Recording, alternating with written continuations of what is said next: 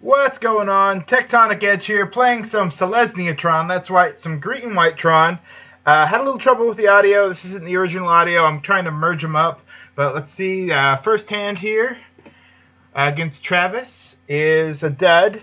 Playing the green-white build just because I kind of haven't played it in a while, and I kind of like the build. We get Tron in hand plus a Spellskite, which so that is going to be a keep. Was debating on keeping the Spellskite in or putting it in. It was between this and sideboard, but I'm running Once Upon a Time, so I felt the extra creature would be useful, especially with Infect on the rise, which is actually pretty hilarious, as you will see in a second. I'm trying to line this up with as I'm watching the game, so hopefully this all lines up and I'm not just, getting the audio completely desynced here. But yep, my opponent, passed to my opponent. And Pendelhaven, Glistener Elf. So yeah, turn 2 Spellskite seems pretty good right now. So I go ahead and run that out. I'm sure that he's thinking, what the heck? He probably thought he had it in the bag at this moment. But, sometimes the jank gets you there. Infect is on the rise, though, at the moment, and yeah, I feel like any Tron deck, mono green or otherwise, should be running probably a Spellskite in the sideboard if it keeps getting popular. Just to have some kind of answer that will maybe help us. Oko is what's driving that. So I don't block here because there's always the possibility he'll find a way to kill my Spellskite, and I don't mind taking 1 damage. Plus those -1/-1 counters tend to stack. I'm at second Glistener Elf, which I'm perfectly fine seeing at this point. I'm feeling pretty good with the Spellskite. Dryad Arbor. I'm going to play down the tower here, and then the O-Stone, because it's good insurance for next turn. I could have gone for the Blast Zone, but I want to be able to put a counter on Spellskite to be able to keep it.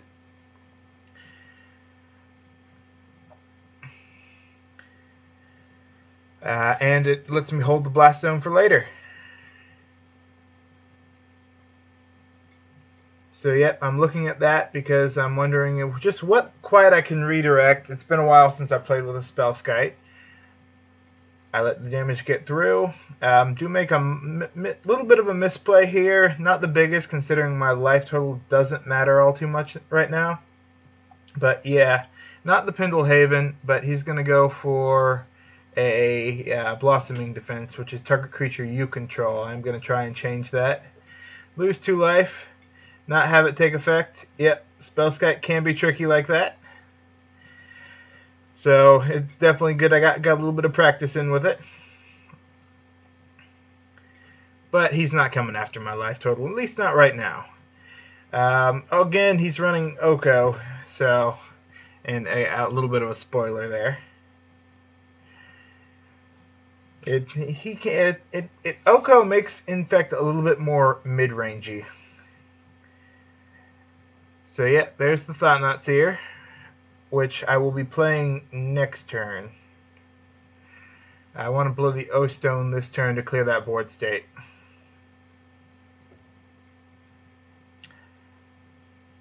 I thought about holding it until after the combat, but with the chance of another Blossoming Defense, I felt it was better just to blow it here. Yep. Then Razorverge Thicket, so I can Ancient Stirrings next turn, Thought-Knot Seer, take a look at his hand. 2 Okos and a Blighted Agent. Since I can't get him off, he can't cast any of them right now because he doesn't have the blue source. I kept him from casting those Vines of Vastwood and just killing me. So I take the one. I can get rid of his Infect, and I'm not too worried about him killing me with Oko. I mean, he needs Oko plus Infect. Although Oko would get rid of my Spellskite pretty handily. But, it'd be a 3/3 beast. But at least I got rid of his unblockable Infector.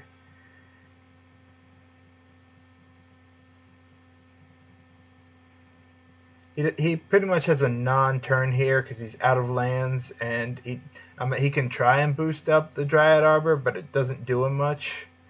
Go for the Ancient Stirrings, the Karn to start eating away his lands and make sure he just does nothing this turn. Yep, and he goes ahead and scoops up to that. Game 2, I'm going a little bit worried about, but it being the green-white build I am right now, I've got a few more sideboard options. You can see kind of what I brought in up there, the Kataki War's Wage, the Path to Exiles, bringing in the Solemnity and the Path to Exiles. Thinking about bringing in the Veil of Summers because of the Oko, but I ultimately decide against it. It's not worth running over other cards. Pithing Needle as well, because it can stop, if it goes for an Ink Moth, I can shut that down occasionally. Anything to not die on turn 2, pretty much, or turn 3.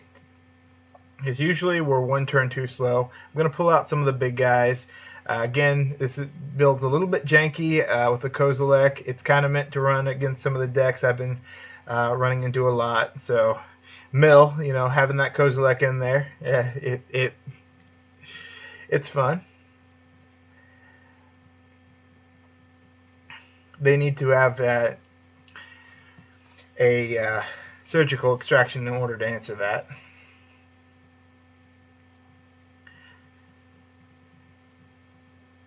But yeah, going into game 2, he's got the play, so he definitely has the advantage here. Gonna mulligan this hand because one Tron land. A path is nice, but still, you need to find a hand that wins you the game, not that just has some interaction. Unless it's really good interaction, like win you the game type interaction. I gotta mulligan that because it's not doing it for me.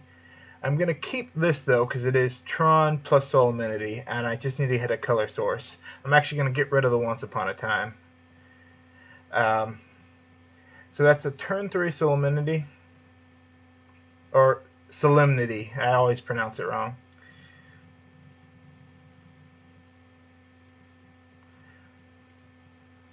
But it is going to be a good card in this matchup because it basically says all his infect creatures do nothing.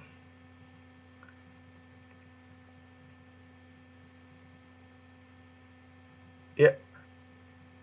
There's a Glistener Elf, which is, classic turn 1 play for them. That's probably one of the best lands I can draw. That guarantees the turn 3 Solemnity. And I'll go for turn 4 Tron since I don't have anything else to really do with it at this point.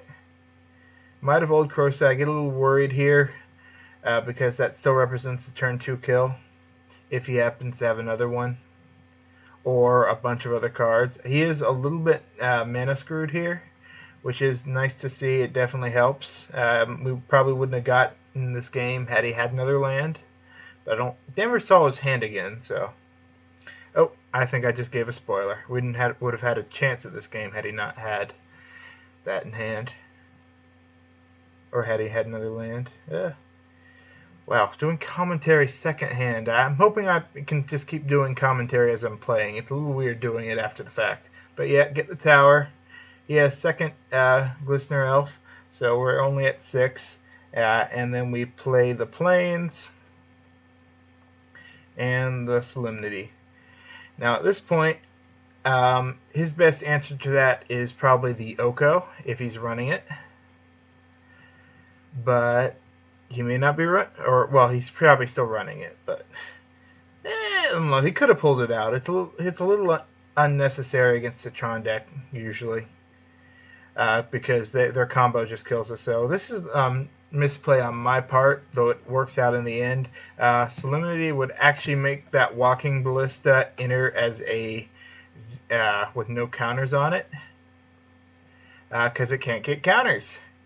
Yep. So, but I really wouldn't have much else to do. It would have been Expedition map, probably getting a Blast Zone, with no real reason to blow it, until something else happened.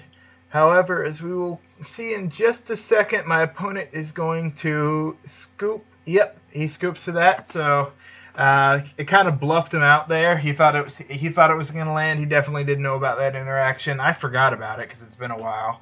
But yeah, that's the Infect green-white matchup. Definitely went a lot more my favor, but I think it is more favored than the regular Green Tron matchup. Thank you for watching. I'm definitely still going to be playing mostly mono Green Tron. I just wanted to pull this deck out and give it another try. It was working for me, and it definitely surprised Travis there. So yeah, thank you for watching. Tectonic Edge, signing out.